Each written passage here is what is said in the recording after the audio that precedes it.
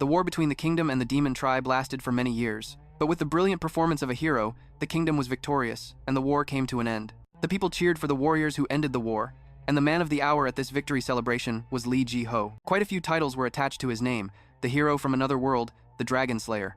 I also want to thank Tran Hong for the 30,000 donation to my account. Your support is a huge source of motivation. The question was posed to Nadia, Miss Nadia Balazik. Do you promise to take Lee Ji-ho as your husband and to be faithful to him? The war between the kingdom and the demon tribe lasted for many years, but with the brilliant performance of a hero, the kingdom was victorious, and the war came to an end, and the man engaged to the outcast of the ducal Balazik family. The question was posed to Nadia, Miss Nadia Balazik. Do you promise to take Lee Ji-ho as your husband and to be faithful to him? The war between the kingdom and the demon tribe lasted for many years, but with the brilliant performance of a hero, the kingdom was victorious, and the war came to an end. Who had been spoiled since childhood. Even the maids looked down on her, and she couldn't even dream of being acknowledged by her father. Meanwhile, the scheming Duke Balazid made a request of Nadia. I have a task for you. Finally, a chance for Nadia to be acknowledged by the Duke had arrived. This marriage would be of great benefit to the ducal family, a marriage contract. Our engagement happened before Lee Ji-ho became a hero. This is where all the tragedy began. He was a mercenary who was rising through the ranks with incredible speed. Duke Balazid was certain that if he could get him on the ducal family side, he would one day be a great asset. And so, he proposed a political marriage between him and Nadia. Both of them were merely puppets of Duke Balazid. Back then, Nadia had looked at Ji-ho with concern and asked softly, "Are you all right?" He didn't answer, but a moment later, Ji-ho's voice rang out, with Lee Ji-ho. At the time, Lee Ji-ho had been summoned from another world to serve the kingdom. Even though it was a politically arranged match, she wondered if she could have a normal married life. She had a sliver of hope. She had always believed in that possibility, right up until she fell into a trap. Nadia's voice trembled as she tried to find a way out. Why is this happening? There must be some kind of misunderstanding. I can explain everything. Please, just call Lee Ji-ho. But her plea was met with a sharp laugh. It seems you still don't grasp the situation, do you? With Lee Ji-ho. At the time, Lee Ji-ho had been summoned from another world to serve the kingdom. What? What do you mean? Karen kindly explained, things have changed since you got engaged to Lee Ji-ho. Now, he's about to become one of the most important men in this country. And if someone with a background like yours, an illegitimate child, is connected to him, he would most certainly not want to be here. This girl was Karen Balazik, Nadia's paternal half-sister. So, you were saying something about a misunderstanding? Full of conviction in the ceremonial hall, I will absolutely succeed. I'll make sure no one ever looks down on you again. Despite these blunt declarations, Nadia still held onto her faith in Ji-ho. No way, it can't be, there's just no way. This must be a plan by my father and Karen. At first, I thought this was the work of my half-sister, but she didn't admit it directly. Instead, she just sneered and asked, "Do you really think so?" A scandal big enough to sweep through high society. The story was laid out. If we wanted to act as if the engagement never happened, there was truly no other way. Give Nadia some wine at the upcoming ball. She's very careful, so if you want to get her drunk, you'll have to drug her then. Have her sleep with the man I've hired, then call everyone over when she wakes up. The more witnesses, the better. Humiliate her right there at the party, just as you'd expect from an illegitimate child. Karen leaned in close to Nadia and declared bluntly, I wonder if Lee Ji-ho contributed to the idea. It was only then that she began to understand everything. Thinking back, he stopped coming to see me after that incident. I just thought it was because he was disappointed in me, but he was the one who orchestrated this whole thing from the very beginning. He probably got engaged to me because he thought I was being discriminated against for being a foreigner. It would have been better if he had just broken off the engagement himself. That would have been a gentler way to let me go. In the end, I was just someone to be thrown away. I was such a fool for having those fleeting hopes. Karen turned to leave, lazily explaining, if he did that, his reputation would be tarnished, because he's the hero of this war. Nadia gave a bitter laugh, looking up at Karen to ask, so now you feel sorry for that man? Because he became a hero, didn't you always say he was a cowardly man who didn't want to face the war? But she just shrugged in response. Go ahead and say what you want, lazily explaining, if he did that, his reputation would be tarnished, because he's the hero. Because this is the last time you'll ever get to speak like that. All that's left for you is a tragic end. Nadia's face went pale, and she asked worriedly, what? Karen explained. A girl like you, whose engagement was broken off after having an affair and sleeping with another man, there's no way you could marry a nobleman, unless it's some common servant, right? If that's the case, you'd rather die with your honor intact, wouldn't you? So, I've decided to help you out just this one time. Nadia was shoved, her body stumbling backward violently. A few large men began to strangle her. Karen's voice was still echoing. Father intended to embrace his illegitimate daughter, but she couldn't overcome the shame and committed suicide. Ji-ho has tragically lost his fiancée. Nadia pleaded silently. No, I don't want this. Meanwhile, Karen was still smirking triumphantly. That way, our family's honor, that man's honor, won't they all be protected? Only your name will be tarnished. You worthless thing, Nadia thought desperately. I don't want to die. Karen's scathing voice continued in her ear. Even then, you'll only be remembered as a disgraceful wench. I can't breathe. Am I really going to die like this? Choke. I lived my whole life obediently, just as my father told me to.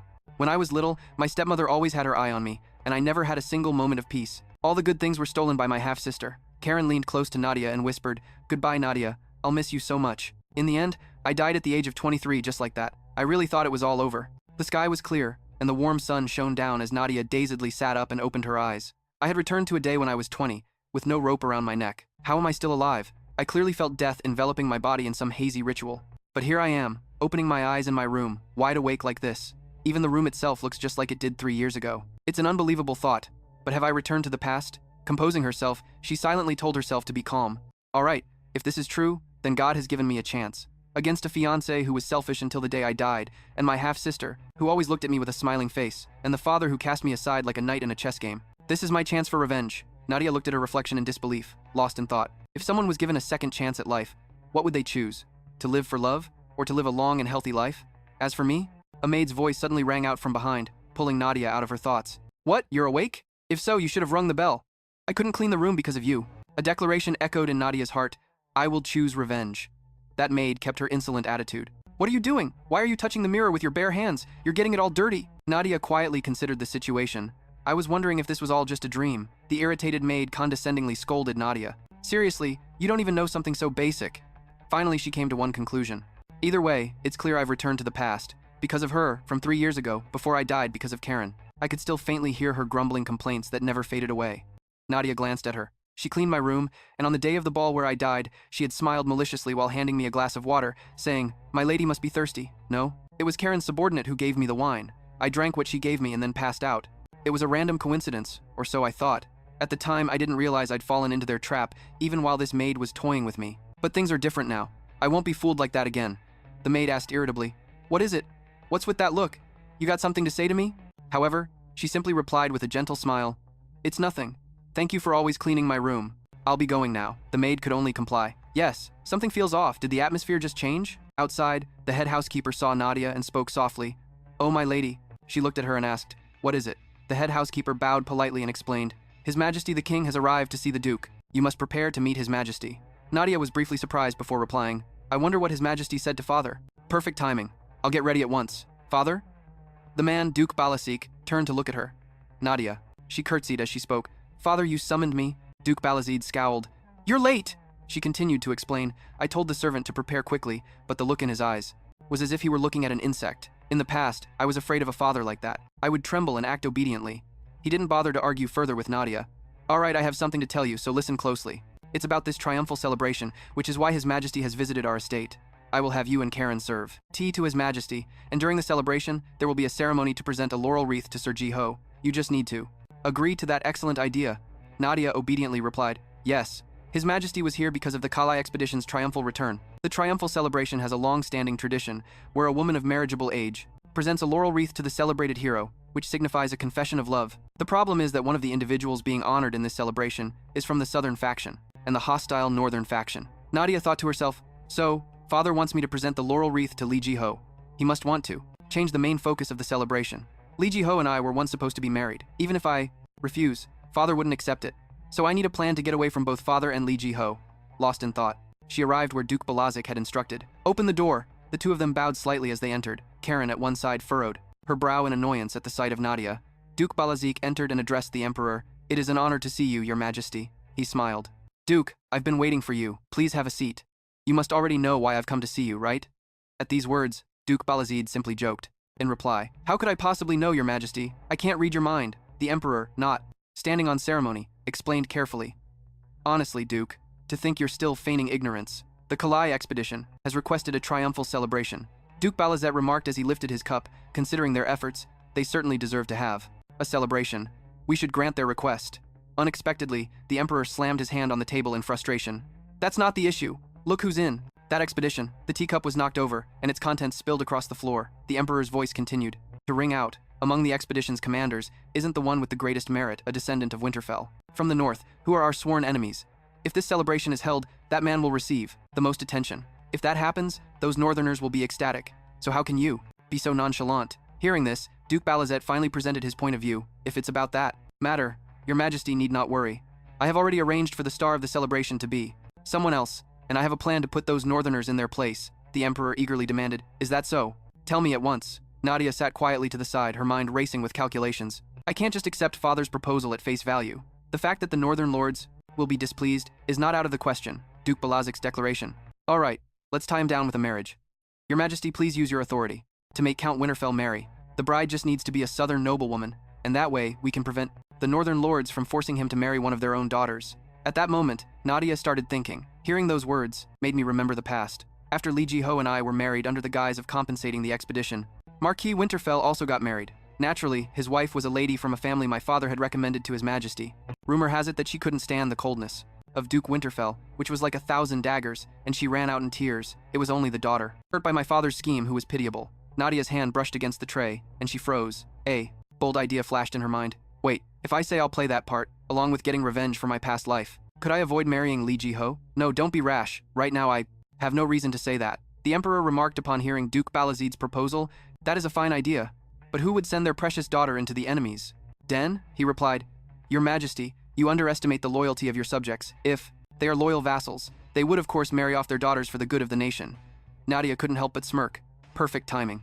She bowed and began. To speak, Your Majesty, I, the humble daughter of House Balazid, have a request. The intrigued Emperor granted her permission. Go on, speak your mind. From behind, Karen quickly challenged Nadia. Who do you think you are? Interrupting this conversation. Nadia began her address. If Your Majesty requires a woman to go to the north, then I would like to volunteer for that role. Duke Balazet's jaw dropped. What? Nadia continued. I am the daughter of House Balazet, whom Your Majesty has always favored. As a loyal subject, I am the most trustworthy woman my father could offer. The Emperor watched with growing interest as Nadia went on. Therefore, please, Your Majesty, her inner voice whispered. Father, I'm sorry, but, Nadia said confidently, grant me the opportunity to serve the throne by marrying the enemy. I will no longer just endure, Nadia repeated. Her declaration, I will marry Marquis Winterfell. Duke Balazid immediately challenged his daughter. Do you have any idea what you're saying? You're not saying that. Because you're ignorant of the history between Winterfell and me, are you? The Emperor stroked his chin, mulling over the audacious proposal. That is a praiseworthy sentiment. But as your father says, do our families not share a deep-seated enmity? For you and him, to marry would be far more difficult than for a daughter from another house. Marquis Winterfell may not even accept you. Still, for you to say this, you must have a plan? Nadia answered truthfully. Yes, I do. At the upcoming victory celebration, I will present the laurel wreath to Marquis Winterfell. Duke Balazid's face grew dark as he scoffed. How foolish. You think he will simply accept your laurel wreath? Nadia replied honestly. He wouldn't have, until now. Has anyone ever refused the laurel wreath at a victory celebration? He held his forehead, at a loss for words, because they had an agreement before. The victory celebration was held. At the mention of her plan to offer the laurel wreath to Li Jiho, these words made Nadia purse her lips, a flicker of concern on her face. A moment later, Nadia affirmed once more, He won't refuse, sir. Duke Balazet questioned curiously, Why is that? She continued to explain, I accidentally overheard while serving them tea, but didn't Marquis Winterfell request that during the victory celebration. Accepting the laurel wreath is a natural part of the victory celebration, but when he refuses, everything will change. A poor woman who failed at her confession will quickly become a hot topic. The Emperor then chimed in with a question. A hero is, of course, a story the public will love, and what they're even more interested in than that is love. People will quickly forget the expedition's achievements. Would he really ruin what he wants with his own hands? Nadia affirmed confidently, No, Your Majesty. First, I will take the laurel wreath, and then, Duke Balazid stroked his chin, starting to come around to Nadia's proposal. So you intentionally added that part so His Majesty couldn't refuse, huh? If so, you won't be able to back out later. She looked at him and affirmed sincerely, That's right. I implore Your Majesty to push for the marriage between myself and him on the grounds that I am the daughter of a state official. Your Majesty will be a benevolent king who has played matchmaker for the Duke's daughter. The Emperor furrowed his brow, still remarking with skepticism, Oh, what a despicable plan, but the reasoning is quite persuasive. But I must consider it carefully. Marrying off the Duke's daughter to the enemy's camp, so I will ask the Duke first. What do you think? Duke Balazid replied with a satisfied smile. I never expected my daughter to have such a commendable idea. My daughter will offer the laurel wreath to Marquis Winterfell at the victory celebration. The carriage of the Emperor quickly departed. Karen's voice rang out when only the three of them were left in the study. There's a limit to how crazy you can be, sister. I knew you were foolish, but Nadia, I never thought you were this stupid. Do you even know who Marquis Winterfell is to say something like that? You're just gonna walk right into the north, you know that he is our enemy. Father, say something. Unexpectedly, Duke Balazid cut her off with a wave of his hand.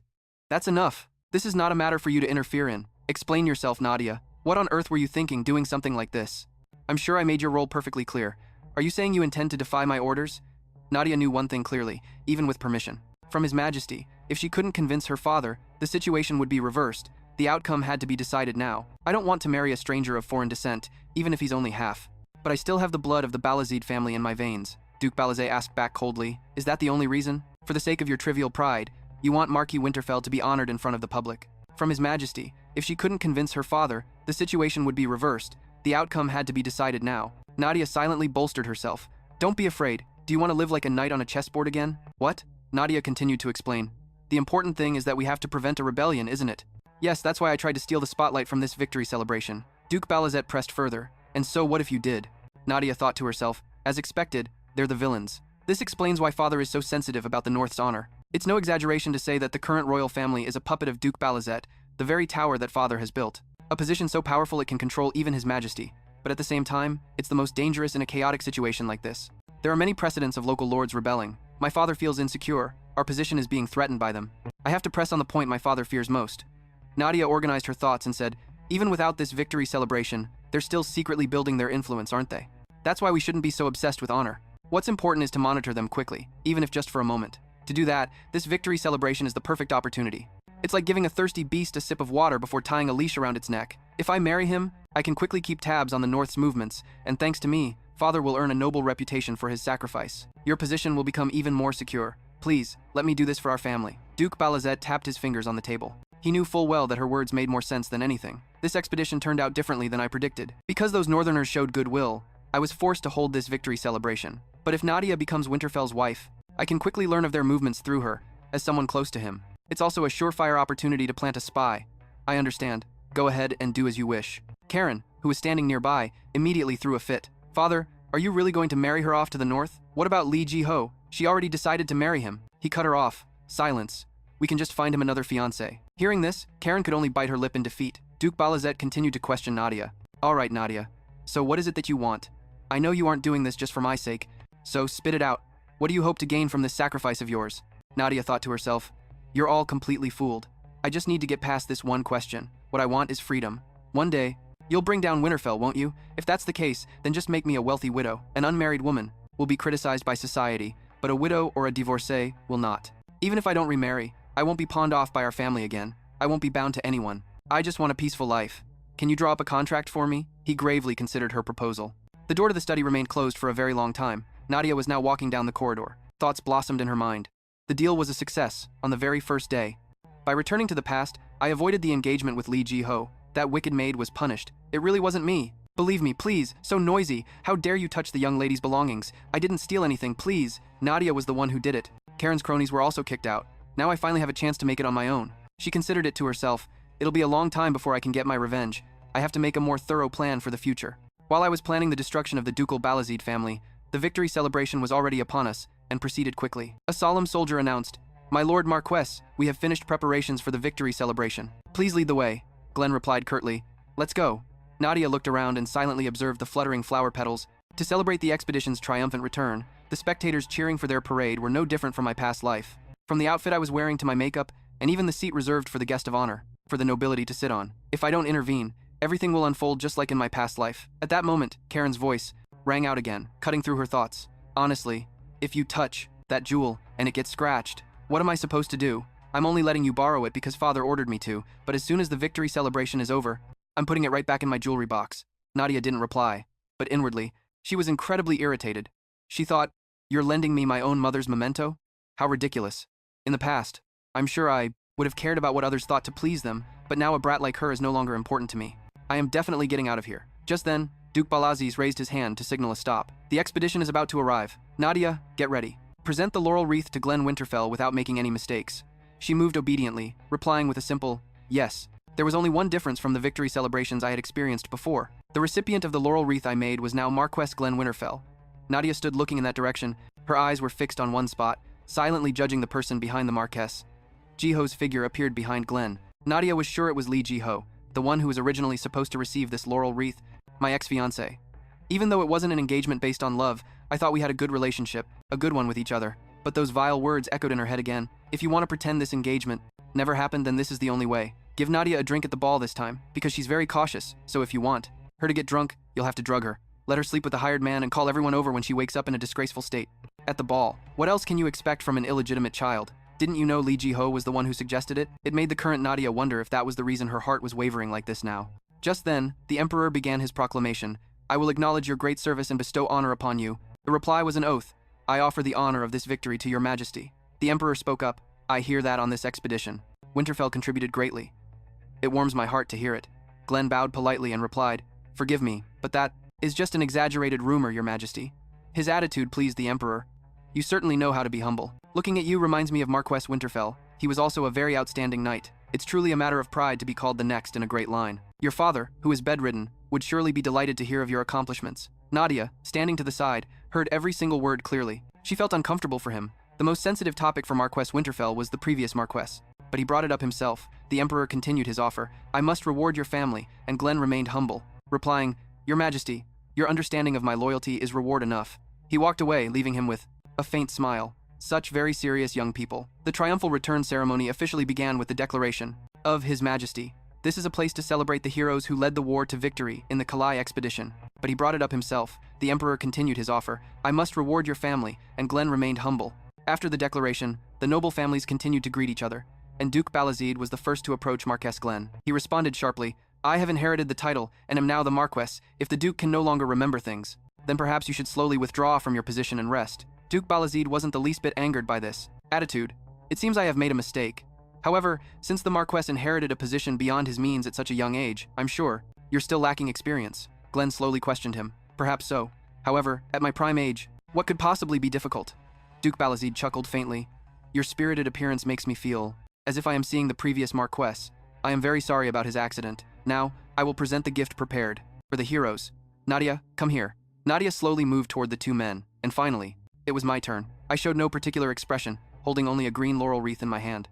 Just then, Glenn frowned, thinking to himself, "I was wondering why they so happily allowed me to have this triumphal ceremony, so this is the reason. The very nature of this ceremony will be overshadowed. In that case, the recipient of that laurel wreath must be Lee Ji-ho. Everyone knows this girl's father supports him. This ceremony was organized for my sake from the start, so I will just let this slide quietly." On second thought, the schedule for this trip was longer than I expected. If I go back to the barracks, there's a mountain of work to do. It would be nice if they just gave me a lot of money as a reward for the expedition. Unexpectedly, when Glenn opened his eyes again, Nadia was still standing right in front of him. Glenn himself was curious as he looked at her.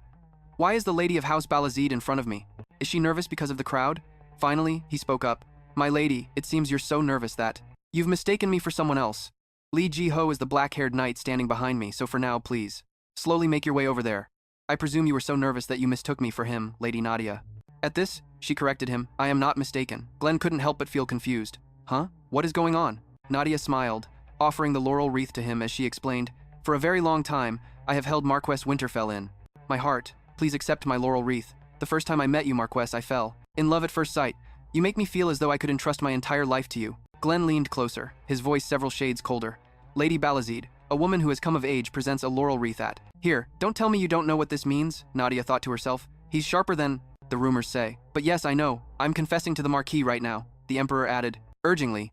"Marquis Winterfell, a beautiful woman is confessing to you, so why won't you accept it? What are you waiting for?" Glenn frowned, responding grimly, "Your Majesty, this laurel wreath is too much for me.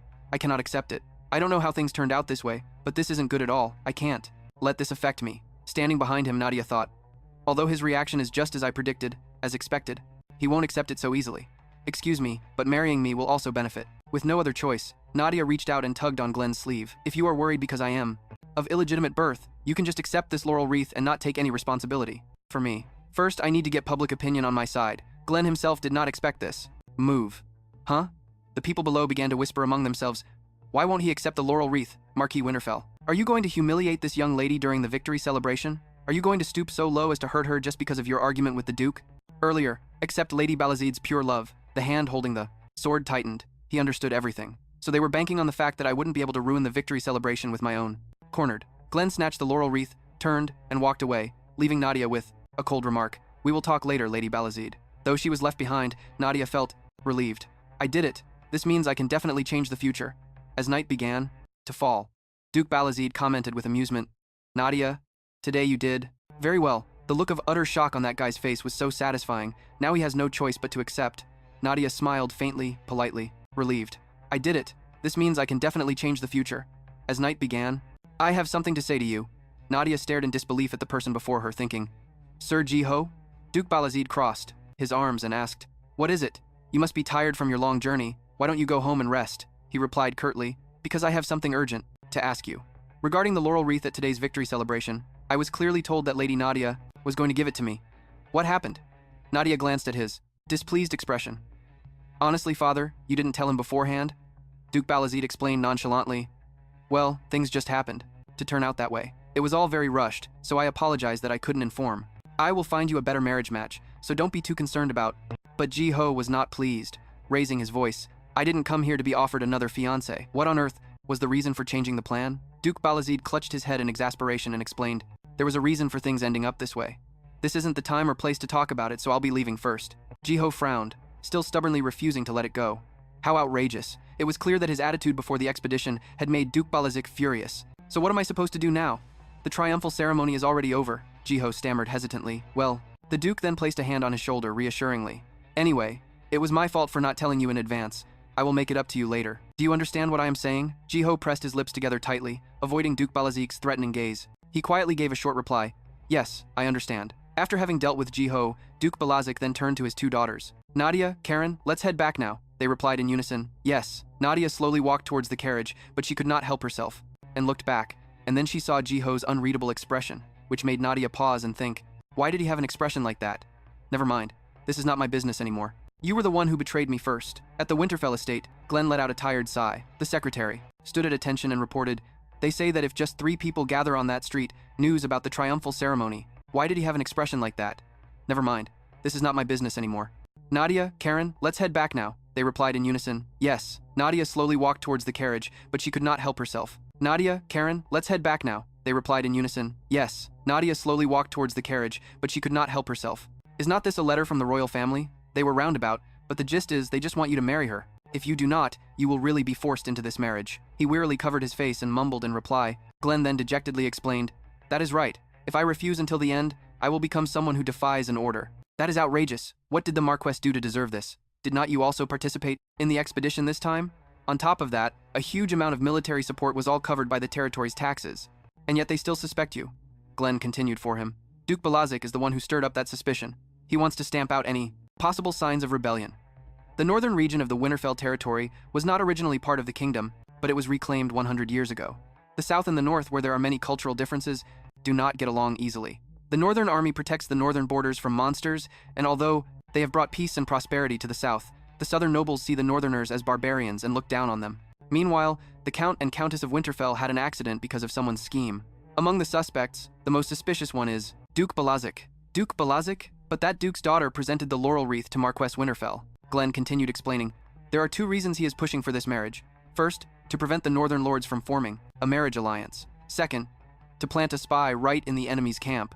The secretary nodded slightly in agreement. That is an effective way to quickly spot signs of rebellion. But about Sir Li Ji-ho, according to those who were present at the triumphal ceremony, when Lady Nadia presented the laurel wreath to the Marquess, his expression looked very flustered. Glenn found this information hard to believe. That guy? He nodded and continued to report. Yes, there are rumors that before the victory celebration, the wedding of Li Ji-ho and Nadia was secretly planned, it seems. Initially, she was going to give the laurel wreath to Lord Li Ji-ho, but suddenly changed her mind, and she didn't say a word to him about it either. Hearing this, he could confirm it once again. So that's how it is. As expected, the laurel wreath was originally meant to be given to that man after all. For now, we must act according to His Majesty's wishes, otherwise, we're just giving them a legitimate reason to attack us. The secretary still had many concerns about bringing the daughter of that man into your territory, but Glenn assured him, no, don't worry. Even so, that duke's daughter grew up to be quite beautiful. What can she do in a place with no allies? I wonder if she can even withstand the mistreatment from the servants for even 1 week. That's right, those people too, if she returns to her parents' home on her own,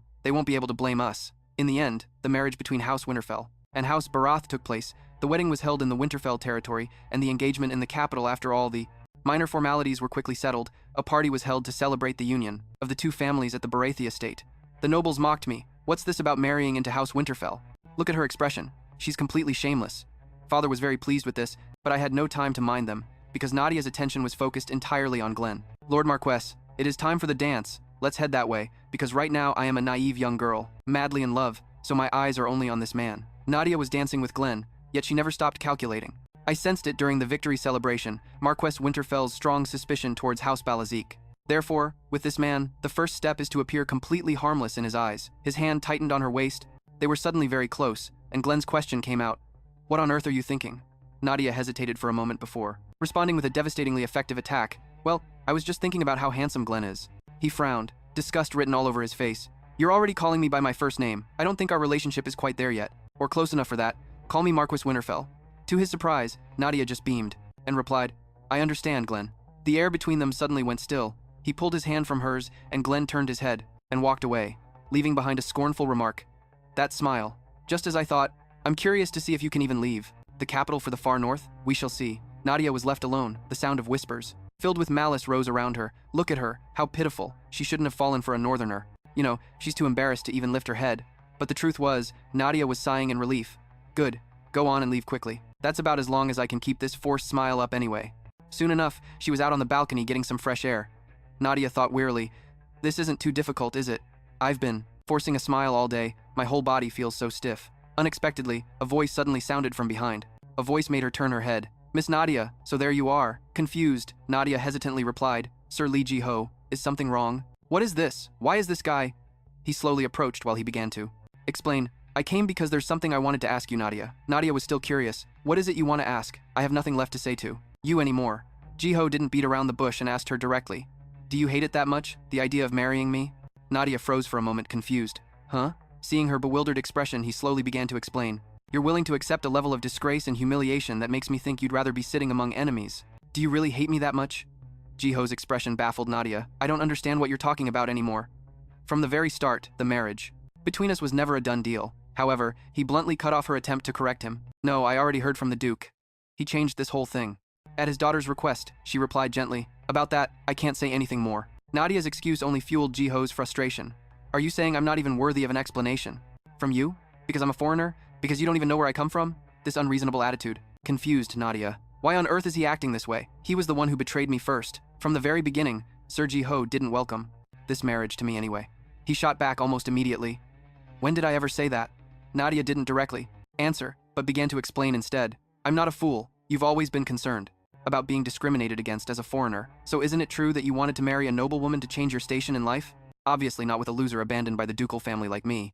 If you had been offered marriage to Karen instead of me, you wouldn't have even thought twice. Just as she thought, he couldn't say a thing. What I heard from Karen right before I died was true after all. In the end, what was I even expecting? Nadia turned to leave. We aren't an ideal match for each other, so from now on, let's just go our separate ways. With that, Nadia walked away without a second glance, leaving a stunned Ji-ho standing alone, outside. Later, Nadia was sitting in the garden. She let out a long sigh and thought to herself, so exhausting. I can finally be alone. Who is that? Karen appeared from a distance, a malicious smirk already on her face. Sister Nadia. Care for a little chat with me? Nadia answered slowly. Karen, what is it? Good grief! She can't leave me alone for a single second. She pointed a finger in Nadia's face, accusing her. What is it? How can I just sit by while you're chasing men and bringing shame upon the ducal family? I suppose I need to warn you, as the true daughter of this family. Are you just jealous that father only pays attention to me? So that's why you're doing this, to get father's attention, isn't that right? What a shame. No matter how hard you try, you'll only ever be father's pawn. Nadia found this amusing. A pawn? You're right, Karen, but it seems you haven't thought about the fact that, have you? To father, you and I are no different, Karen snapped back. What, Nadia? I get it now. Since your engagement with Sir Ji-ho is over, it's my turn. Her words struck a raw nerve with Karen, who rushed forward and demanded in a loud voice, what the hell are you talking about? I'm different from you. I am the daughter of a ducal house. Nadia just smiled. Her expression for her was one of pity. Karen, you still trust father, don't you? To him, even his own flesh and blood like me is just a pawn. Flying into a rage from embarrassment, Karen yelled back, What? How dare a piece of filth like you treat me like that? An illegitimate child like you dares to mock me? Nadia's gaze was fixed on the necklace Karen was wearing. At this, she threatened again. I'm going to tell father about this. Nadia wanted to take it, her mother's necklace. Karen quickly noticed Nadia's silence. What is it? Why are you ignoring my words? I was wondering what she was looking at, so it was the necklace. Is this a memento from your mother? This thing? I heard your mother received it from father, and that it was a gift he prepared for her to bear a son. But instead, she popped out a useless daughter like you, so this is way too good for you. You want this? Then get on your knees and beg me like a dog. She taunted. Hurry up and kneel. I'm sorry for my foolish actions. I won't do anything so unsightly again. I'll forgive you if you beg just how I tell you to. Or we can just pretend nothing happened. After all, I have plenty of cheap necklaces like this, so getting rid of one is no big deal. Well, isn't that a generous offer? Look at that expression in your eyes. It seems you have no intention of begging me. Then I guess there's no other way. As a stream of taunts left her lips, Nadia quickly cut her off. Hey, wait a minute. If I really get on my knees and beg, you'll give it back to me? This submissive attitude from Nadia was very satisfying to her. That's right, there was no other way for her but to do this. Of course, for a quiet little thing to suddenly step up and annoy me. Now she's finally learned her lesson. I'm not giving it back anyway. But hurry up and kneel, I'm very generous. All you have to do is beg. but what she got in response was Nadia giving Karen a hard push. A scream rang out, along with a splash from the pond. Karen, soaking wet, stammered in disbelief. You, what? You. Are you crazy? What do you think you're doing? Do you really think I'll let you get away with this? Nadia, standing on the bridge, retorted coldly. So what if you don't let it go? You had no intention of giving it back, even if I begged anyway. Karen caught a glimpse of the necklace in her hand. The necklace. When did she? Before I regressed, this same thing happened. Back then, I did as Karen said. It was no good. In the end, I was never able to get that necklace back. Nadia spoke calmly, as if telling a story. When I was little, I used to worry like this. Why do you hate me? If I do everything they tell me to, will they treat me like family? But I've come to realize, Karen instinctively felt something was off. What is this? Nadia leaned over to look down at her and concluded, you don't need a reason to hate me. So now I'm going to give you one. A reason truly worthy of your hatred. Karen's eyes widened as she stared at Nadia in disbelief. Is she really the person I thought I knew? I'm getting goosebumps. She seems like a completely different person. Soon, people came rushing to where they were. Didn't anyone hear the screaming around here? Look. Over there, someone fainted. Oh my God. Quick, bring a coat over here. Someone help Karen out of the lake. Someone asked worriedly. My lady, are you all right? Duke Balazik raised his voice to question Nadia. What is going on with you and Karen in the middle of the night? When Karen saw him, she rushed over. Father! Karen! Why are you soaking wet? She quickly threw herself into his arms, crying, that despicable wench. I won't let you get away with this. She pushed me into the lotus pond. You're done for, Duke Balazik simply asked in a grim tone. Is what Karen said the truth, Nadia? Someone asked worriedly. My lady, are you all right? Duke Balazik raised his voice to question Nadia. What is going on with you and Karen in the middle of the night? When Karen saw him, she rushed over. Father! Karen! Why are you soaking wet? In her heart, she was certain she had evidence, and that the other girl absolutely couldn't deny her crime. But unexpectedly, Nadia just smiled brightly and replied, and yet you'd still tell such lies to disgrace the ducal family? Karen's expression turned even uglier. Even though I told you it was dangerous, you were the one who went near the lake's edge. I was only trying to hold you back. Are you afraid of being called out for sleepwalking? Are you calling me a liar? You're the one who's lying. I was going to use your mother's keepsake. On the side began to whisper, threatening her with a keepsake. That younger sister's personality is truly wicked. But why? Would the second daughter have the first daughter's mother's keepsake? Could the Duke be discriminating between them? She wanted to defend herself. That's not it, But a hand landed on Karen's shoulder, stopping her. Duke Balazik spoke in a grim voice. Karen, be quiet. You're freezing. It would be better for you to go to your room and rest before you catch a cold. If I let this go, those people will just cause a scene. Karen's face contorted, wanting to continue to defend herself. Father, I've been wronged. Please listen to me. But he raised his voice and commanded, what are you all doing? Quickly take Karen. To her room. The servants quickly dragged Karen away, despite her pleas of, Father. Duke Balazik bowed politely to the crowd and said, it seems my children had a small quarrel. I apologize for causing such a commotion on such a lovely day. The nobles discussed the incident as they left. My goodness, was Duke Balazik's precious daughter just humiliated? I knew something like this was bound to happen eventually. Since she was thoroughly humiliated, she'll stay quiet for a while. Left alone, Nadia calculated with satisfaction. Just as I predicted, Father didn't take Karen's side. She's lived here for over 10 years and still doesn't know the family's honor, is the most important thing. Anyway, it's fine. Since I've gotten my mother's keepsake back, now I can finally leave this place in peace. Glenn's party was crossing the forest near the Winterfell estate. Hooves trotted slowly on the road when a voice called out from behind, Marquess. He reminded him, slightly annoyed. Get back in formation, Fabian. You're too loud. The man kept his bright smile and replied, come on, one question. I only want to ask you one thing, just in case. I'm only asking just in case. Didn't the future madam already turn you down? As soon as the words left his mouth, Fabian received his punishment from Glenn. He warned grimly, if you're going to keep spouting nonsense, then get lost. Fabian replied, I know it was a scheme, to trick you, but her expression during the victory celebration has been bothering me. Please accept my laurel wreath. She didn't look. Doesn't it seem like she's acting? Glenn turned his head slightly. He gently reminded Fabian, don't judge a book by its cover. She's a duke's daughter, you'll never know. When she'll betray you and stab you in the back. The same goes for that dowry. Will they help us when we're in trouble, or just stand by and watch? We'll have to wait and see. He scratched his cheek, wanting to say something. It sounded like he cut Fabian off. If you understand, then get back to your post. Aren't you escorting the lady? Over there? If something happens, you'll be in trouble, so be careful. He had no choice but to trudge back. Yes, I understand. The sound of hooves continued to plod slowly on the road, and Fabian grumbled to himself after hearing that and still having to be near her, which made him even more anxious. Just then, Nadia's voice cut through his thoughts. There you are. I wanted to talk to you, but I couldn't find you, so I waited. Fabian asked in surprise. My lady? I just had something I needed to do. She didn't hear our conversation just now, did she? Nadia replied with a bright smile. Ah, I see. It seems you're my temporary escort. What's your name? Fabian smiled slightly before introducing himself. I'm Fabian Knox. Hearing this, she smiled even more brightly as she commented. That's a nice name. He replied politely. Yes, thank you, my lady. Nadia tilted her head to observe Fabian. Her voice once again broke the silence. Just as I thought, it seems you're still not very comfortable with me. Fabian was slightly startled, wondering to himself, am I that obvious? Even so, her tone held no hint of malice. I know, the feud between House Balazik and House Winterfell is quite famous, but eventually, you'll come to realize that my feelings for the Marquis are sincere. Fabian looked at her in disbelief. Glenn's words echoed in his mind. Don't judge a book by its cover. He panicked and raised his hands in denial. No, I'm only acting this way because I'm shy. Is this your first time? In the north? Would you like me to tell you some stories? Nadia didn't hide her interest. Thank you, Fabian. I was getting bored, so that would be great. Thank goodness, this young knight seems easy to win over. Time passed, and Nadia was leaning her head against the carriage wall, sleeping. Just then, Fabian's hand knocked gently on the door. Nadia raised her hand to lift the curtain. He smiled and spoke. My lady, please take a look outside. This is the Winterfell estate, in the north. I know the preparations for the marriage were a bit rushed, but I didn't expect them to be ready so soon. The maids in the back spoke formally. This wedding dress was worn by the previous Marchioness when she got married. Since the wedding is soon, it has been decided that you will wear this dress, and you may have heard that the situation for the people in the Northern Territory isn't very good, due to monster waves and a poor harvest, so the wedding will be a simple affair. Of course, the only wedding in one's life. However, before they could finish, Nadia spoke up. It's all right, I understand. Her cooperative attitude surprised them. Pardon? Nadia continued to play her part, as a maiden in love, replying excitedly. As long as I have Lord Glenn by my side, a grand wedding isn't important. And now that I'm about to become the Marchioness, I must put the people, your own needs first. A voice suddenly spoke from behind her. It's good that you say that. It makes me feel relieved as well.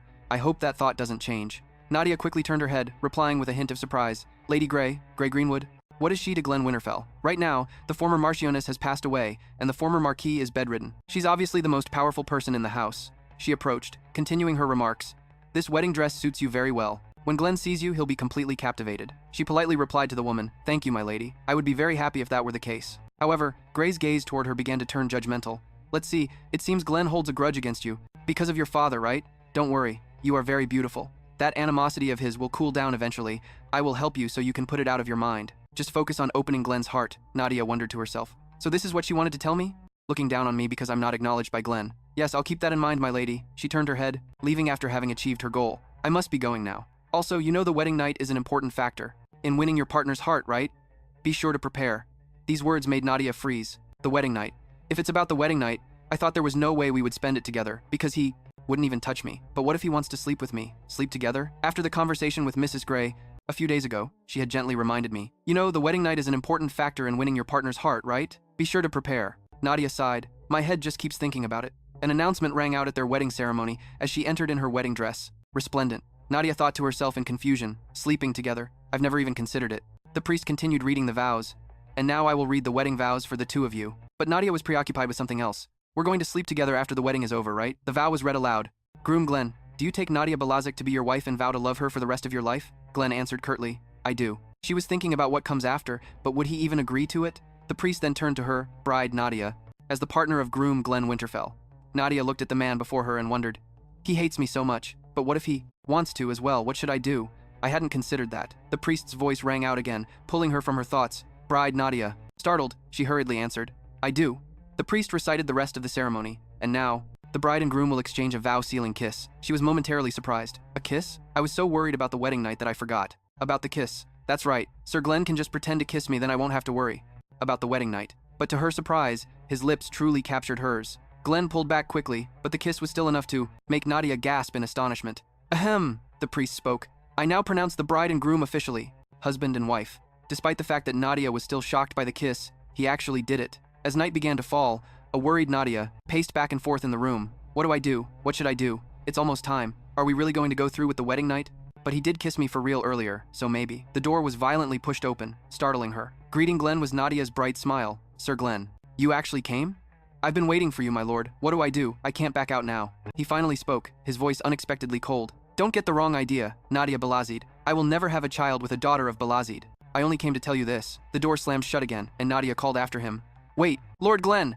He paid her no mind, leaving her all alone. The servants merely bowed their heads as Glenn passed, and they began to whisper among themselves. When they heard crying from inside the room, Oh Lord Glenn, my feelings for you are real, why? In reality, Nadia was in her room feeling incredibly relieved, thank heavens. I hope his stance on not wanting a child with me never changes. Then she paused, her hand reaching for the fruit on the table as she remembered that I haven't had a proper meal all day. This beef jerky is amazing, and the wine is good too. So this fruit must be. I'm so full. The stress is gone, the bed is comfy, and I feel like I could fall asleep in no time. As the sky lightened for a new day, the maids started to gossip. Did you all hear about yesterday? They said that as soon as the master entered the bride's room, he got angry and stormed right out. I bet he won't go in there again. Everyone had their own theory about last night's incident. So, what happened next? Did she curse and yell? She must have been so humiliated, but Yuri refuted them. No, she cried, her eyes out. The crowd asked in disbelief. What? No way, Yuri continued. To say, Aiden, the madam's personal maid, told me she seemed utterly heartbroken. I'm sorry, without wine, I can't sleep, madam. They found this hard to believe. Huh? Really? I thought she would be arrogant, what a surprise. Still, it's not like she can do anything about the master, right? True. The knight started questioning Fabian. Sir, shouldn't we tell the staff to stop gossiping? He could only smile. In agreement, I was thinking the same thing. Only Glenn replied nonchalantly. It's fine, just leave them alone. Do you really think they would take a liking to that woman? So, what is she doing now? They replied, now that she's officially the Marchioness, shouldn't she be given a tour of the mansion? Glenn's brow furrowed in open annoyance at the thought. Are you saying we should let her properly investigate this place? Fabian, step forward. Yes, sir. He assigned the job directly. I'm putting you in charge of escorting the Marchioness. He scratched his cheek and hesitantly asked, you mean to keep an eye on her, right? Glenn smirked and gave a slight nod. Exactly, watch her. Make sure she doesn't do anything suspicious. Don't let her send letters home, and report absolutely everything. Back to me, no exceptions. Nadia spoke softly, her gaze landing on Fabian. So you're the bodyguard that Lord Glenn assigned to me? He gave a bright smile and admitted frankly, yes, I'll be in your care starting today, my lady. Is she going to throw a fit because I'm watching her? To his surprise, she responded with immense relief. Oh, thank goodness, I'm so glad. He was so thoughtful. He even sent you, Fabian, knowing I'm still new to this place. How sweet of him. Fabian went pale but had no choice but to play along.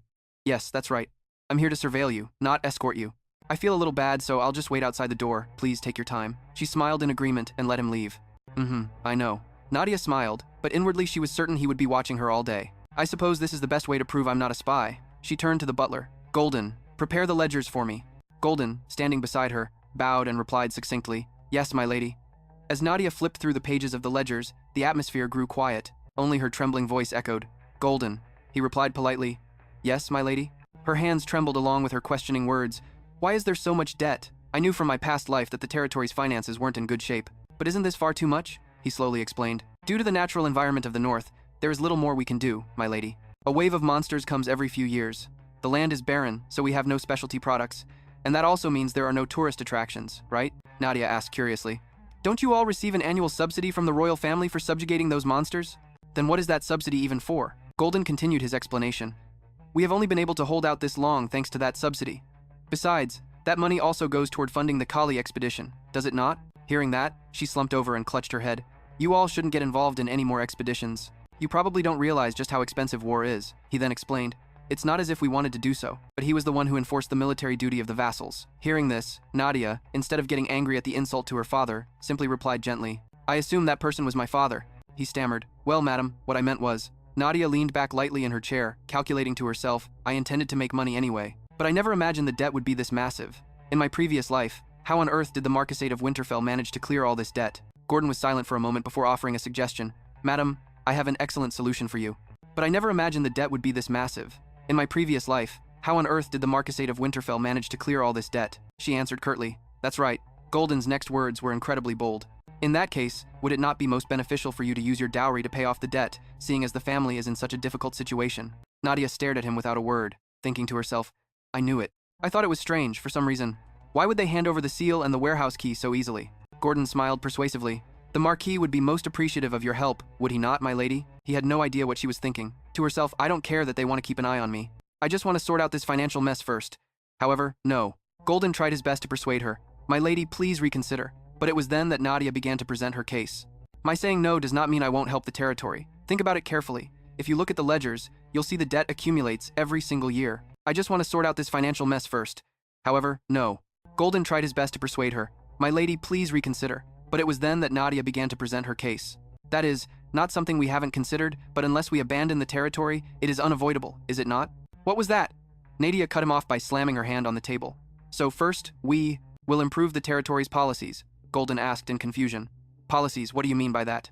Meanwhile, Glenn asked in disbelief upon receiving the report, so in the end, she can't spare a single coin from her dowry? Fabian carefully corrected him. No, that is not what she said. He continued to probe. Then what is it? He began to recount what Nadia had said. Instead of paying the debt immediately, let's start with the dowry first. That is what she said. The other knights from a distance chimed in after Fabian. This naive kid, you actually believe her? It is just a trick, he asked in disbelief. Really? They still held a strong, antagonistic attitude towards Nadia. After all, she has not even bought us any cheap trinkets. Fabian pouted and replied, but when she was talking about the territory's finances, she looked very serious. The other knights quickly added, are you sure? You are going to let this simpleton keep an eye on her? What are we going to do with you, rookie? Gasp. Glenn, fed up, ordered them all. That is enough. Stop it, you are too loud. Everyone, back to your posts. Meanwhile, Nadia was taking a walk, looking around and calculating things here and there. There were so many places that needed repairs. I am so looking forward to making some money. Don't you know how long we have had to wait? What is all that noise? Down below, Golden was being pressured by some strangers. We heard you finally have the money, so we came. He answered meekly, please, calm down, sirs. Nadia, from above, was surprised. Golden, what is going on? Golden was startled to see her. My lady. The men started to turn on her. Madam, so you are the daughter of Duke Balazik? She slowly corrected him. To be precise, I am the Marchioness of Winterfell. The men immediately changed their attitude. Oh my, I apologize for the late introduction. I am Psylocke, and this is Wave from the Northern Merchant Guild. And this is Katarina from the Creed Company. She waved her hand dismissively, wanting to get straight to the point. That is enough with the introductions, everyone. What are you all talking about? Psylocke started to clear his throat while explaining. In any case, I must tell. You this, Marchioness, she replied confused. To me? Psylocke boomed. Marchioness, I want my money. Back! The due date for the Marquis family loan is approaching. Nadia's jaw dropped in shock at these crude words. What? Psylocke did not stop there and continued. I heard you received a very large dowry, my lady. And if you say you cannot pay the debt this time, I will be seizing the Windsett Plains that you put up as collateral. Nadia's eyes widened. Crude words. What? Psylocke did not stop there and continued. I heard you received a very large dowry, my lady. Barren territory. This reminds me of how the Winterfell territory faced a huge debt in my past life. They lost the mortgaged land, and that was it. This shocked her so much she could not stand steady. Golden quickly supported her. My lady. Nadia softly asked, when is the debt due? He politely explained, 3 months from today. She frowned and began to calculate. 3 months? If we lose the plains, the House of Winterfell will become even poorer than it is now. The House of Winterfell has a powerful army but without an econ. Oh me, it will not be able to unite the North. If that is the case, a moment later Nadia finally blurted out, 2 months. If you postpone the payment for 2 months, I can manage. Psylocke said hesitantly, rubbing his chin after hearing the proposal. I'm not sure I understand the problem. I heard the dowry you brought was quite large. But why do you need an additional 2 months? Nadia smiled confidently and asserted, it's a business fundamental. This statement stunned everyone. What do you mean by that? Instead of paying the debt with your dowry, you're going to do business? She shared frankly, aren't the merchants of the North and Winterfell in a symbiotic relationship? Considering the long-standing relationship you have had with Winterfell, I want you to support us in the future, and we will never forget the help you provide today. Of course, if the business fails, the debt will be paid with some land that will then be mortgaged as collateral. Finding it quite reasonable, Wei also thought, then we won't lose anything. So isn't it worth considering for 2 months? Suddenly, Psylocke clapped his hands sharply. As expected, you are the Marchioness after all. I admire your shrewdness, my lady. I would love to give you an answer right away, but could you wait until after my meeting with the members of the Merchant Guild? She smiled and nodded. I am willing to wait as long as it takes. Psylocke bowed respectfully. Thank you, my lady. I will surely reply with an affirmative answer. But in a hidden corner, he gave a cunning smile.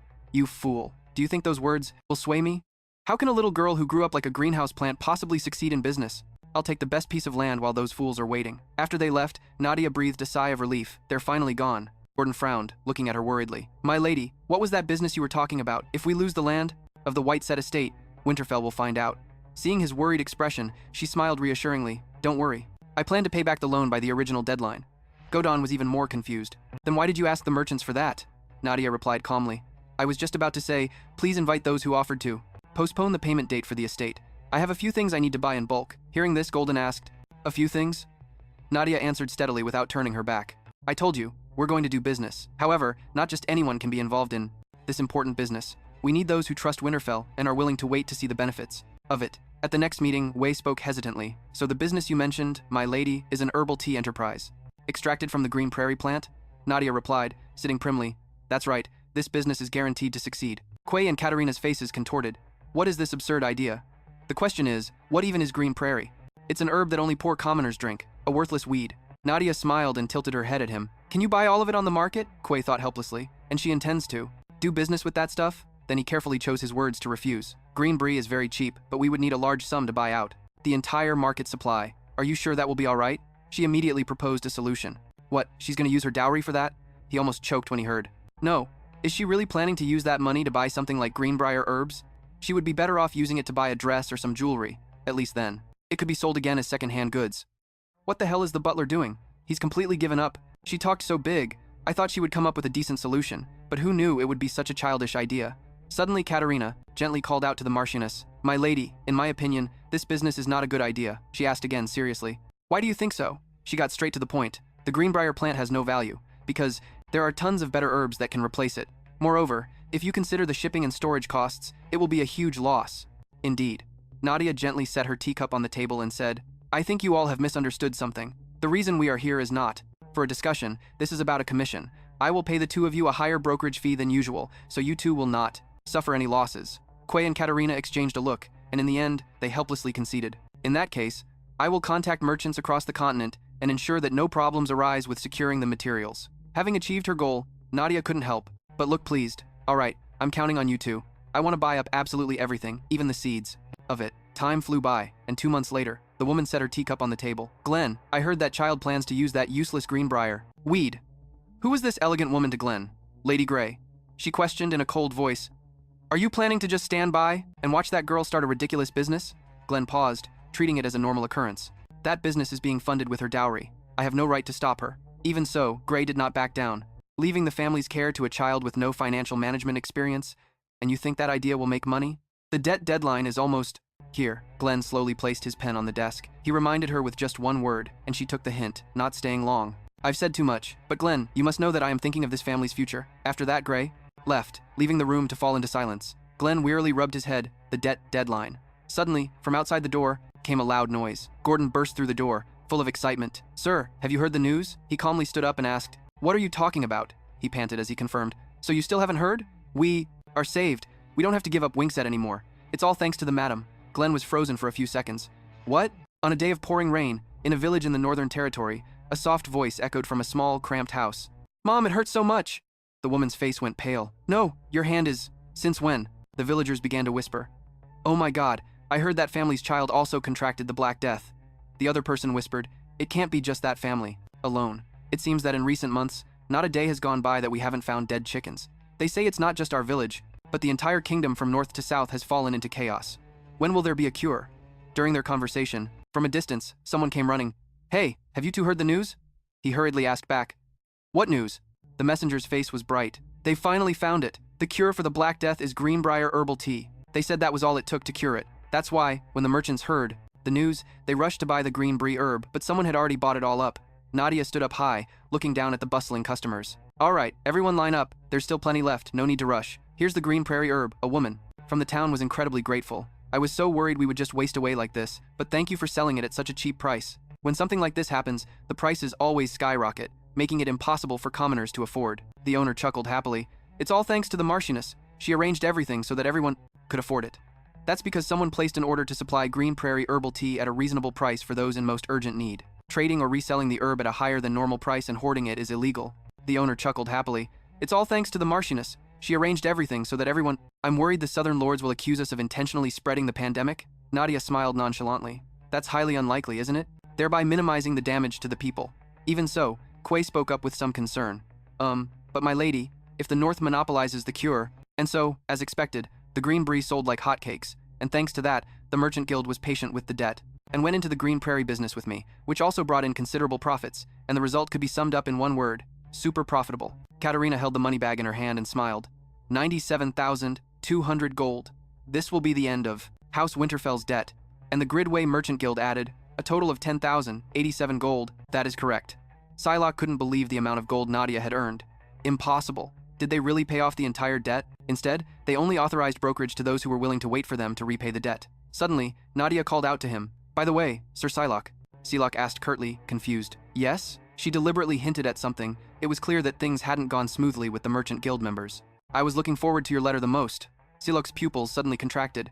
"Is she testing me?" After she spoke, Psylocke's attitude changed. "Once the business is concluded, those responsible for brokering the Greenbrier will stay. The rest may go. It was a true honor working with you, Sir Psylocke, and I look forward to seeing you again." He was forced to concede. "Likewise. Until then, I wish you prosperous business." At that moment, his hand had clenched into a fist. "That little brat!" Later, in Glenn's private room, Nadia's voice rang out. "Do you believe me now that I would settle the debt after paying off the dowry?" He looked at her with a probing gaze, unable to foresee the future. But she looked as if she knew for certain that this was how things would turn out. Nadia ignored his attitude and continued. When I was still in the south, I happened to go into my father's office.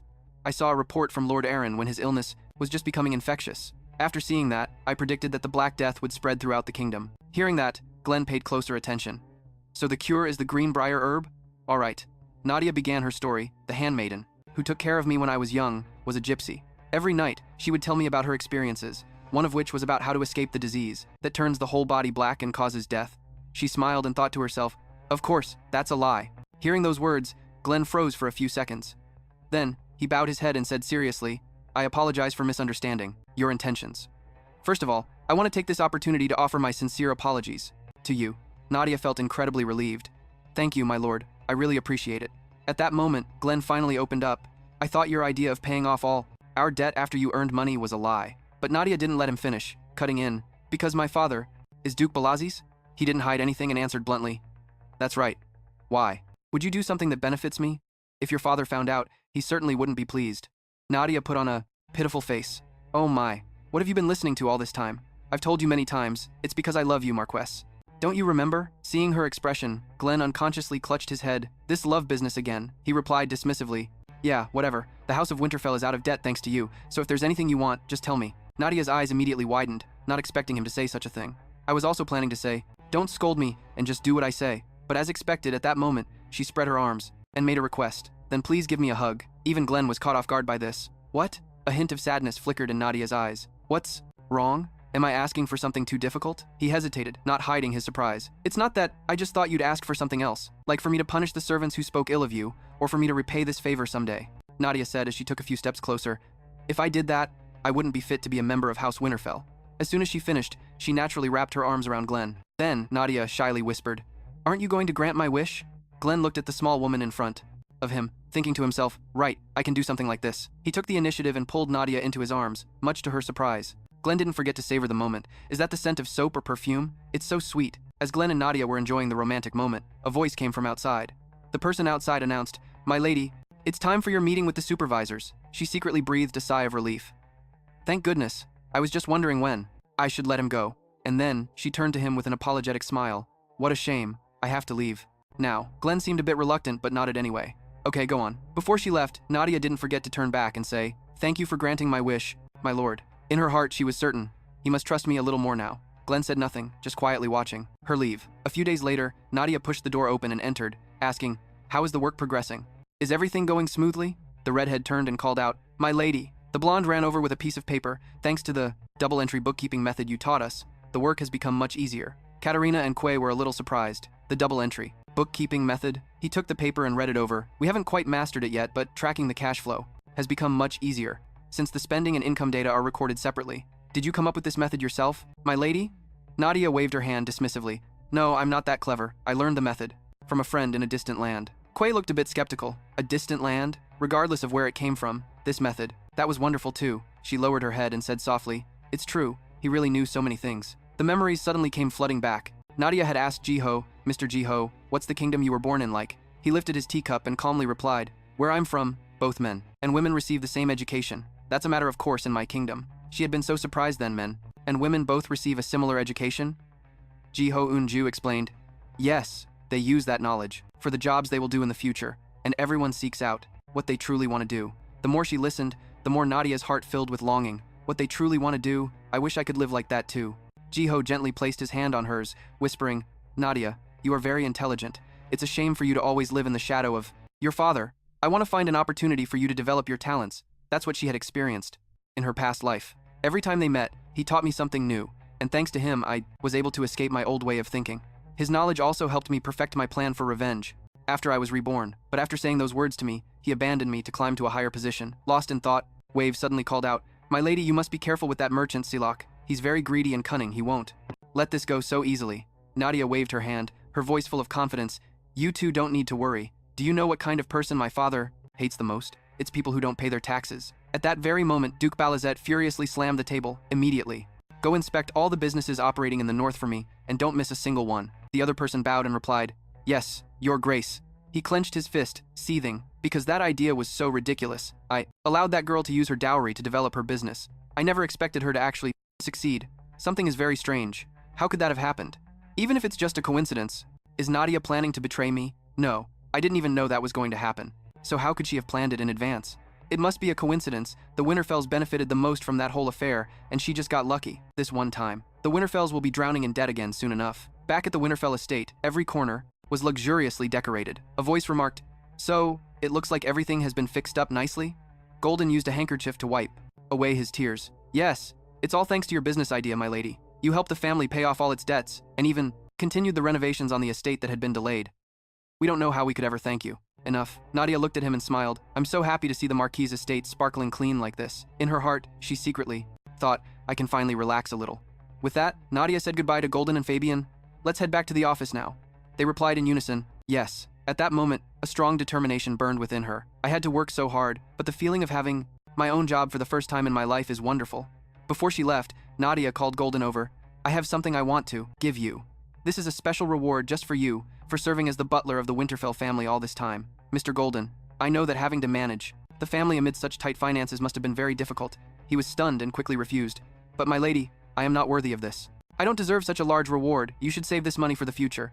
Hearing this, Nadia shook her head. "This territory is only running today because of your tremendous efforts, and all efforts should naturally be justly rewarded. I'm sure every time you couldn't pay the servants on time, you must have felt terribly guilty. Wouldn't the servants respect you even more if you used this money to reward them?" Golden was so moved he started to cry. "My lady," he recalled the previous crises, which were destroying everything, the annual wave of monsters, and another famine. Along with the chronic famines, please just give us a little more time. The family's debt increased annually, but now, look how much easier things have become. At this point, Golden couldn't hold back his emotions. "This is surely a miracle from the ancestors. I vow to serve you for the rest of my life, justly rewarded. I'm sure every time you couldn't pay the servants on time, you must have felt grateful." But Fabian helped him up, consoling him.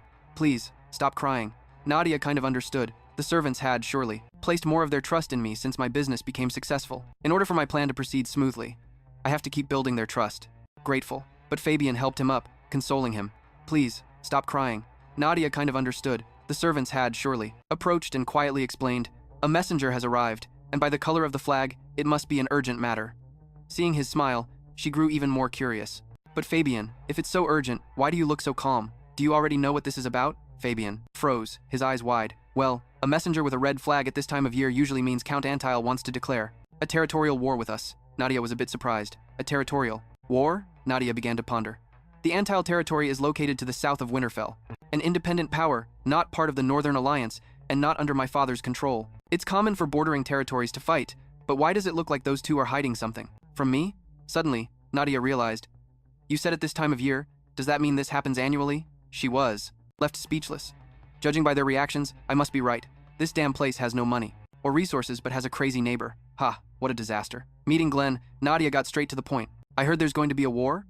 He patted her head as if it were a matter of course. "It happens often. You don't need to worry. It won't last long." Nadia frowned in disbelief. "How can I not be worried when my husband is going off to war?" Her words made Glenn fall silent. Then, he sighed and thought to himself, "She's right.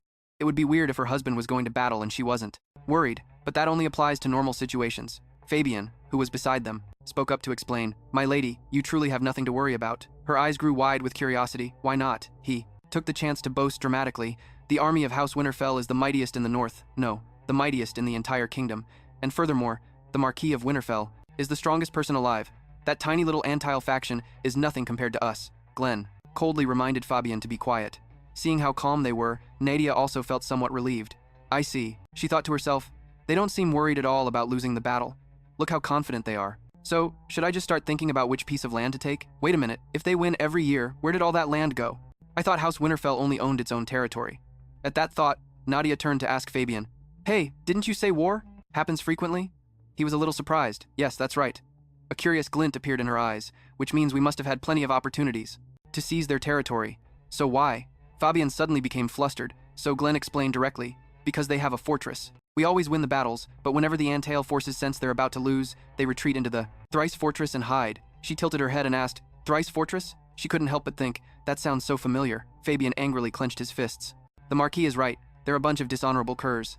I hate to admit it, but Thrice Fortress is truly a godsend for them. There's nothing we can do if they hide in there, and if they don't take the initiative to come out, our only option is to give up and return home. Most of those Antale bastards are mercenaries, while our troops are mostly farmers. so we can't keep them conscripted for long. Hearing this, something clicked in Nadia's mind. I remember now. Thrice Fortress is located near an iron mine. I can probably use that method to bring it down. Then we'll be able to freely use that iron mine, right? Plus, it won't be long before a dragon's lair is discovered near there. Normally, discovering a monster's lair is an omen of disaster, but in this case, it's a completely different story. The lair's master died a long time ago and left behind tons of treasure. Unclaimed. I'm not going to let this opportunity slip by. They're the ones who started this war, so there's no reason for me to just sit back and take it. Just then, there was a knock at the door. A man entered and said in a stern voice, "Marquis, it is time to leave."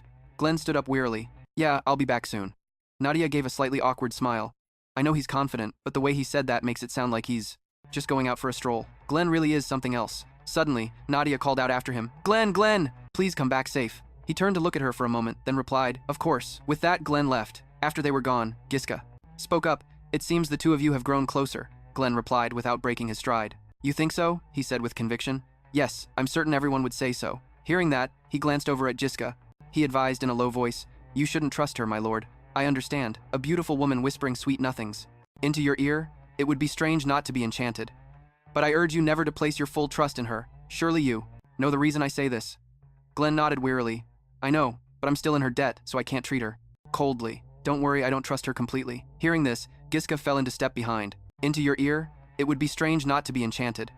But I urge you never to place your full trust in her. Surely you." Inside the room, Giska stated in a grave voice, "Just as predicted, they've retreated into Thrice Fortress again." "Should we retreat?" Glenn was lost in thought, not yet having an answer. At that moment, Giska again. "I have a suggestion. We could try laying siege if you wish. The Antel army has suffered heavy losses on the battlefield, so it will take us some time to fully recover."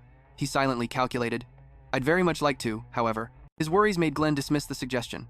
"I cannot risk sacrificing the lives of my men for a mission with such a high chance of failure." Giska relented. "If that is your decision." Suddenly, a commotion came from outside. "Wait, you!"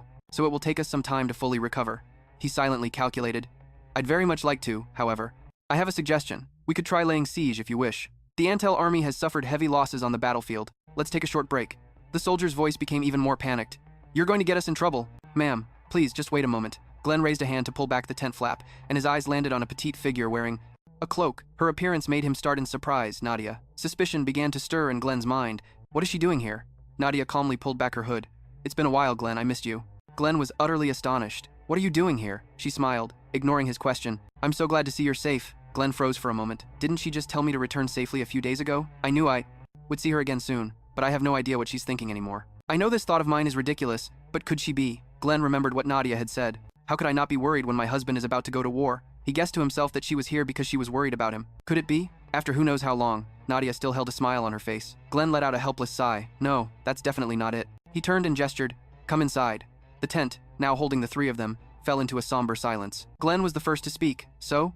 Nadia understood his unspoken question and answered directly, "I've brought military orders." He asked again, astonished, What do you mean? What are you talking about?" Then Nadia said something shocking. "I have a way to take down Balan Castle, but I figured you wouldn't believe me without an official document."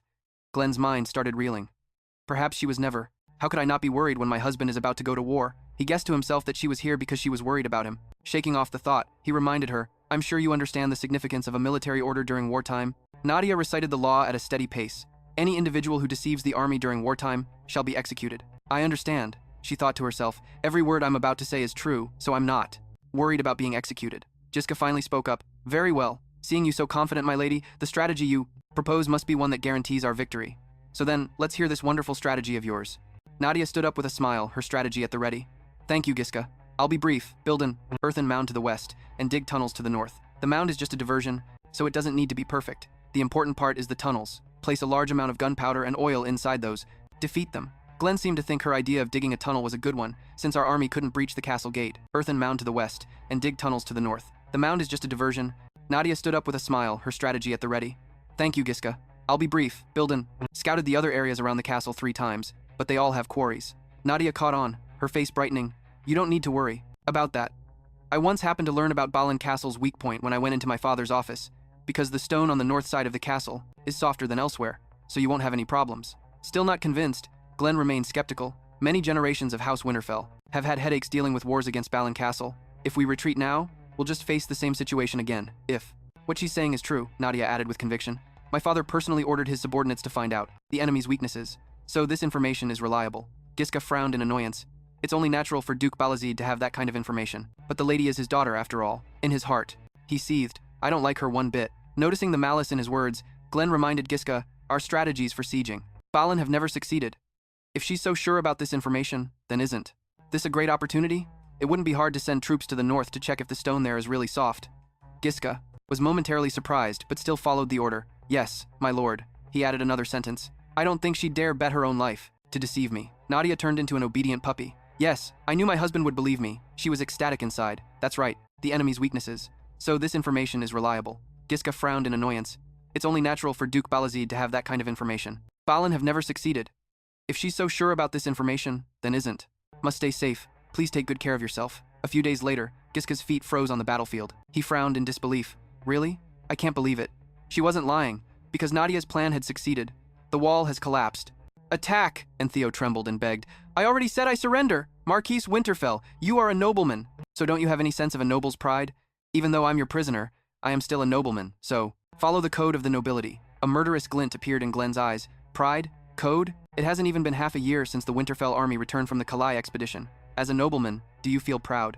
For declaring war on the soldiers who sacrificed themselves for the kingdom? Though he was scared, he kept running his mouth. But you can't take a nobleman's life if you lay a single finger on me.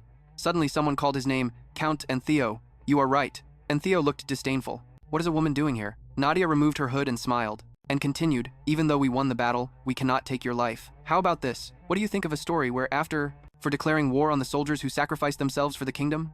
Though he was scared, he kept running his mouth. But you can't take escaping imprisonment and leaving behind a suicide note, saying he did it to preserve his pride as a nobleman. And Theo's face darkened, and he screamed internally, Who is this witch? She's insane! If I keep protesting, they'll actually kill me! At that thought, he began to kowtow.